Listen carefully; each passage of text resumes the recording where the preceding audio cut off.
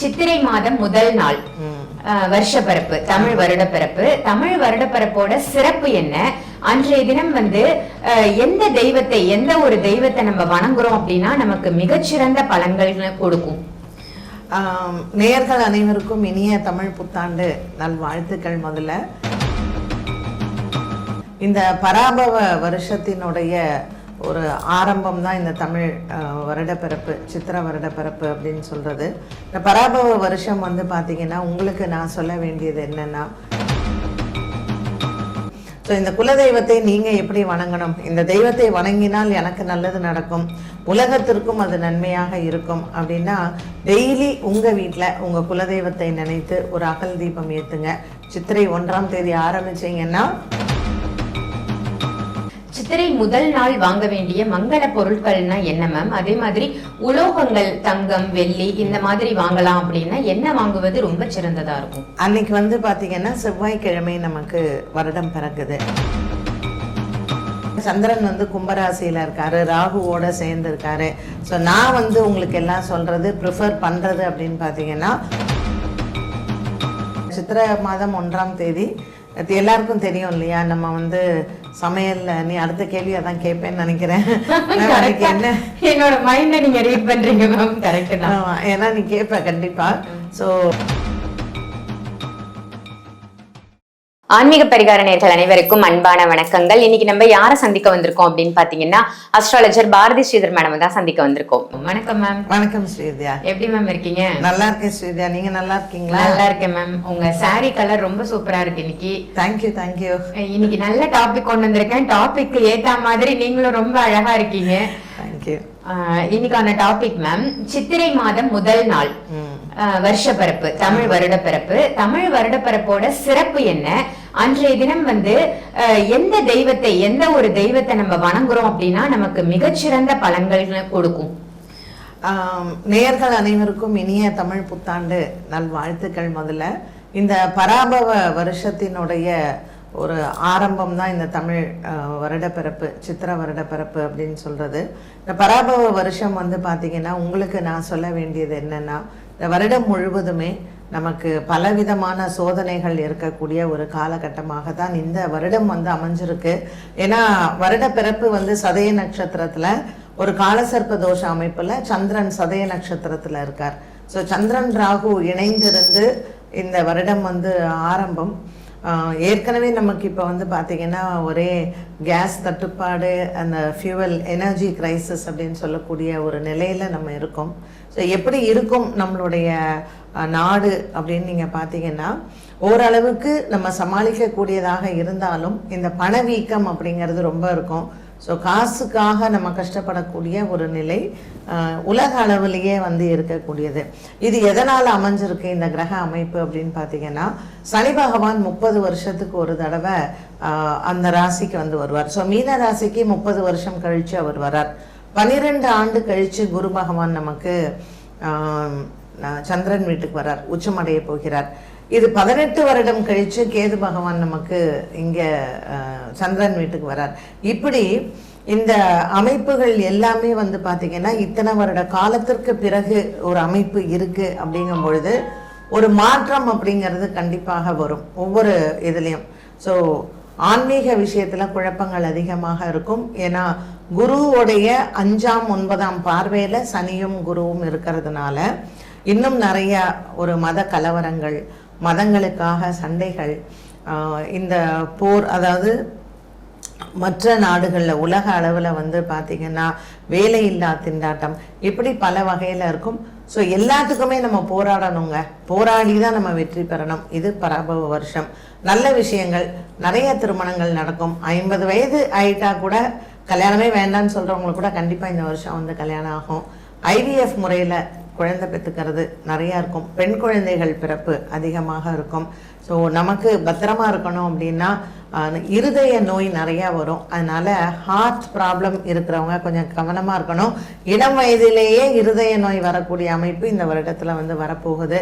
So இதெல்லாம் ஒரு மாதிரி ஒரு கலவையான பலன்களாகத்தான் இந்த பராபவ வருடத்தில் இருக்குது.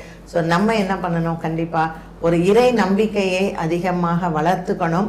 இந்த தெய்வத்தை நம்ம கண்டிப்பாக வணங்கணும் அப்படின்னு சொல்லும் பொழுது ஒவ்வொருத்தருமே அவங்க குலதெய்வ வழிபாட்டை இந்த வருடம் முழுவதும் செய்யணும் அப்படிங்கிறது தான் ஜோதிட கூற்று.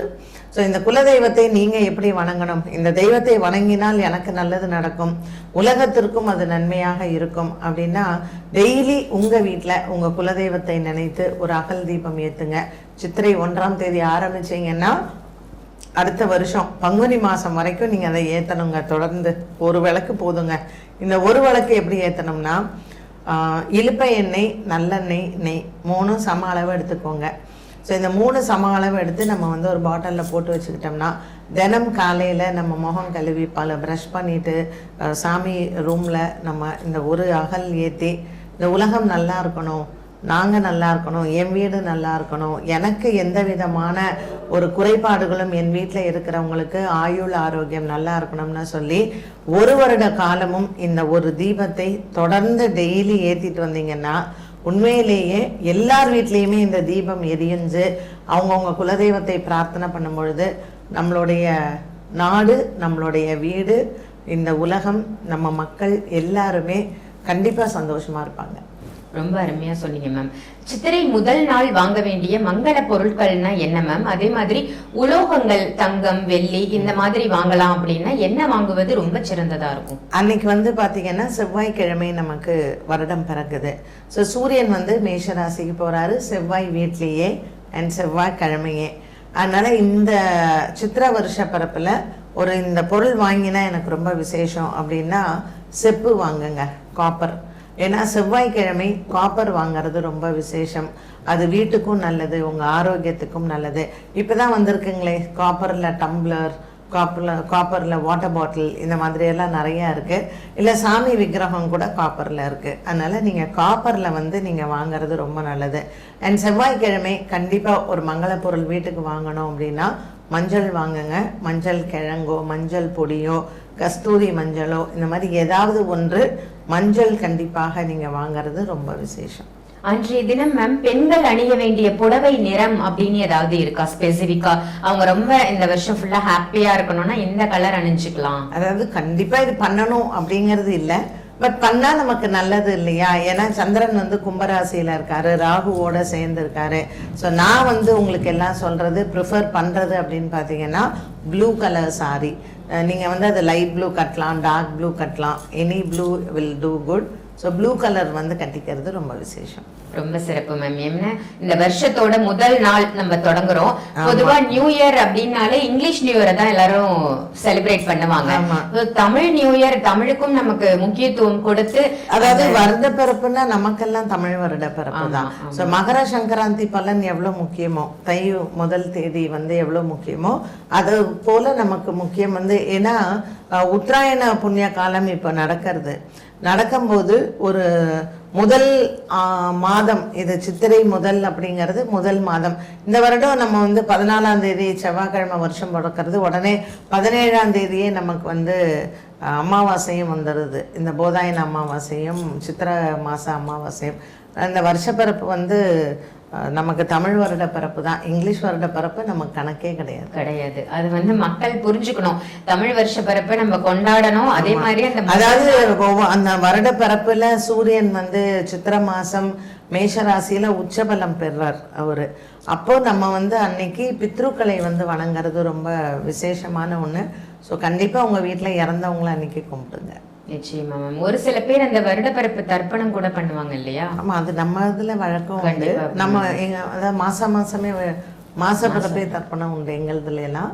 ஸோ கண்டிப்பா வருடப்பிறப்பு எப்படி வந்து தை மாசம், ஆடி மாசம், ஐப்பசி மாசம் மாத பிறப்புல பண்றாங்களோ நாங்கெல்லாம் மாசமே தர்ப்பணம் வந்து உண்டு.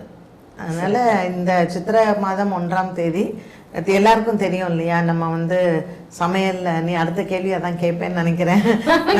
என்ன என்னோட மைண்ட நீங்க ரீட் பண்றீங்க மேம். கரெக்ட் தான். ஏன்னா நீ கேட்ப கண்டிப்பா. ஸோ வேப்பம்பூ, மாங்காய் அண்ட் வெல்லம் போட்ட பச்சடி கண்டிப்பாக பண்ணணும். எத்தனை பேருக்கு உங்களுக்கு அது பண்ண தெரியும் அப்படிங்கிறது தெரியல. அண்ட் நிறைய பேருக்கு என்ன ஒரு மைண்ட் செட்னா வேப்பம்பூ வந்து கசப்பு, அது எப்படி இருக்கும்னு. கண்டிப்பாக கிடையவே கிடையாதுங்க. அது எதுக்காக பண்ணணும்னு வச்சுருக்காங்கன்னா பெரியவங்க, எல்லாமே உப்பு, புளிப்பு, துவர்ப்பு, இனிப்பு எல்லாமே நம்மளுடைய வாழ்க்கையில கலவையாக இருக்கணும். அறுசுவை அப்படின்னு சொல்றோம் இல்லையா, அதனால அந்த அறுசுவையும் நமக்கு இருக்கணும் அப்படிங்கிறதுக்காக தான் பொதுவாக அதை பண்ண சொல்லுவாங்க. அதனால கண்டிப்பா எங்க வீட்டுல எல்லாம் நாங்க விஷு கனியும் வைப்போம். சூப்பர் மேம், ரொம்ப ரொம்ப அருமையான பதிவா கொடுத்தீங்க. நான் கேட்ட கேள்வி, நான் கேட்கணும்னு நினைச்ச கேள்வின்னு எல்லாத்துக்கும் கேட்ட தெரியுமா, மங்கள பொருள் வாங்கறது அப்படிங்கறத விட அதை விட சித்திரை 1ஆம் தேதி வந்து கேரளால வந்து பொதுவா ஒரு பெரிய நிலக்கண்ணாடி வச்சு அந்த நிலக்கண்ணாடிக்கு மாலை போட்டு அதுக்கு சந்தனம் குங்குமம் வச்சு அது முன்னாடி வந்து எல்லாமே வைப்பாங்க. தங்கம், வெள்ளி, காசு எல்லாமே வச்சு காலையில ஃபர்ஸ்ட் விஷு கன்னி நம்ம அதில் தான் கண் முழிக்கணும் அப்படின்னு சொல்லி செய்வாங்க. ஸோ எத்தனை பேர் வீட்டில் அதை செய்வாங்க அப்படிங்கிறதுல, பட் அது ரொம்ப கேரளாவில் செய்யறது அப்படிங்கிறது நம்மளுமே தமிழ்நாட்டில் கண்டிப்பாக அதை செய்யலாம். ஸோ வெத்தலை பாக்கு, பழத்தில் வந்து முக்கனி வைப்பாங்க. அது அந்த சித்திரை 1ஆம் தேதி மட்டும்தான் வைப்பாங்க. மா, பலா, வாழை, இது 3. ஏன்னா இப்போ பலாப்பழம் நல்ல சீசன், மாம்பழமும் சீசன், வாழைப்பழமும் நமக்கு எப்பவும் கிடைக்கிறதா. ஸோ இது 3 ஒரு கனி வைப்பாங்க. ஒரு பலாசொலை, ஒரு வாழைப்பழம், ஒரு மாம்பழம். இது 3 கட் பண்ணக்கூடாது.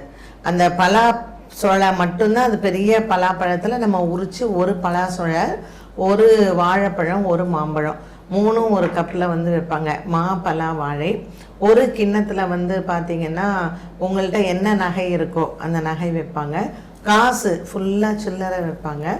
அண்ட் முழு பாக்கு இருக்கு இல்லைங்களா, அந்த கொட்டை பாக்குன்னு சொல்கிறது, உடைக்காத பாக்கு, அது ஒரு கப்பில் ஃபுல்லாக அந்த பாக்கு வைப்பாங்க. அதே மாதிரி உங்களுக்கு வந்து நீங்கள் ரூபா நோட்டு புதுசாக வச்சுருந்தீங்கன்னா அந்த ரூபா நோட்டு வைக்கலாம். ஸோ இந்த மஞ்சள், குங்குமம், ஸோ இந்த ஒரு தட்டில் வந்து பார்த்தீங்கன்னா இது எல்லாமே வந்து வச்சு நிறைஞ்சு அந்த விஷுக்கனி வந்து பார்ப்பாங்க. இது ரொம்ப ஐஸ்வர்யத்தை நமக்கு வீட்டில் பெருக்கக்கூடிய ஒன்று. ஸோ உங்கள் வீட்டில் நீங்களும் இதை வந்து ட்ரை பண்ணி பாருங்க. சூப்பர் மேம், ரொம்ப ரொம்ப ஒரு அருமையான பதிவாக கொடுத்தீங்க. இந்த வருஷம் ஃபுல்லாக எல்லாருக்கும் நல்ல வருடமாக அமைவதற்கு நான் ஆன்மீக பரிகாரத்தின் சார்பாக வாழ்த்துக்களை தெரிவிச்சுக்கிறேன். உங்களுக்கு வந்து இனிய தமிழ் புத்தாண்டு நல்வாழ்த்துக்கள் மேம். நன்றி நன்றி நன்றி. மக்கள் எல்லாருக்குமே இன்னைக்கெல்லாம் வந்து பார்த்தீங்கன்னா ஐயோ நாளைக்கு என்ன நடக்குமோ அப்படின்ற ஒரு அச்சத்தோடையும் ஒரு பயத்தோடையுமே இருக்கும். ஸோ நரசிம்ம பெருமானையும் சக்கரத்தாழ்வாரையும் டெய்லி நீங்கள் வந்து பிரார்த்தனை பண்ணிக்கோங்க. இந்த 2 தெய்வங்களும் நம்ம கூப்பிட்ட குரலுக்கு ஓடி வரக்கூடிய தெய்வம். நம்ம வீடு, நம்ம நாடு, நம்ம மக்கள் கண்டிப்பாக நல்லா இருக்கிறதுக்கு நரசிம்மரையும் நம்ம சக்கரத்தாழ்வாரையும் வணங்கி இந்த வருடத்தை தொடங்கலாம். ரொம்ப அருமையான பதிவா கொடுத்தீங்க மேம், நன்றி. இந்த பதிவு உங்க எல்லாருக்கும் பயனுள்ள பதிவா அமைஞ்சிருக்கும் அப்படின்னு நினைக்கிறேன். இந்த பதிவை மற்றவங்களுக்கும் ஷேர் பண்ணுங்க. பாரதி மேமை நீங்க நேர்ல மீட் பண்ணணும் அப்படின்னு நினைச்சீங்கன்னா, ஜாதக ரீதியாகவோ அல்லது ஜோதிட ரீதியாகவோ உங்களுக்கு கன்சல்டேஷன் வேணும் அப்படின்னாலும் சென்னையில நீங்க நேர்ல சந்திக்கலாம். ஆன்லைன் கன்சல்டேஷனும் போயிட்டு இருக்கு, அதையும் பயன்படுத்திக்கோங்க. இதே மாதிரி வேற ஒரு நல்ல நிகழ்ச்சியில உங்க எல்லாரையும் சந்திக்கின்றேன். நன்றி, வணக்கம்.